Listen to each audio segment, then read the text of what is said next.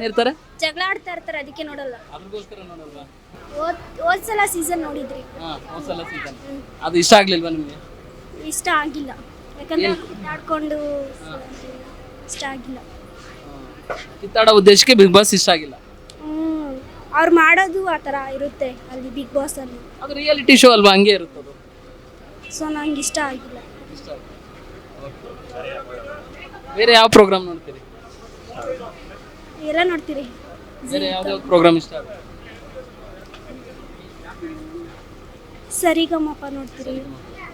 Chota champion ನೋಡಲ್ಲ ನಾನು ಅದನ್ನ. Bigg Boss ನೋಡಲ್ವಾ?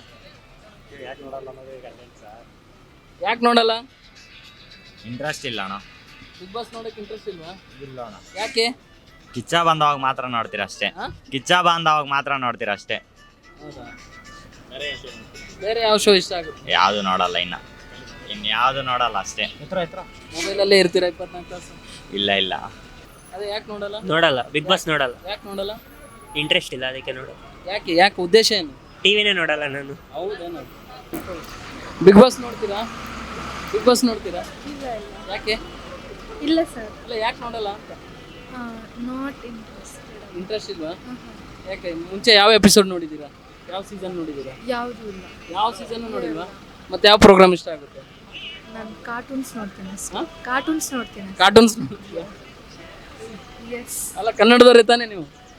ತೆಲುಗುನಾ? ಅದೇ ಯಾವ ಸೀಸನ್ ನೋಡಿದ್ಯಾ? ಲಾಸ್ಟ್ ಸೀಸನ್ 10ನೇದು 10th ಸೀಸನ್ ಏನು ಅನಿಸ್ತು? ಚೆನ್ನಾಗಿದೆ, ನೋಡ್ಬೋದು. ಮತ್ತೆ ಯಾಕೆ 11ನೇ ನೋಡಲ್ಲ ಅಂದೆ?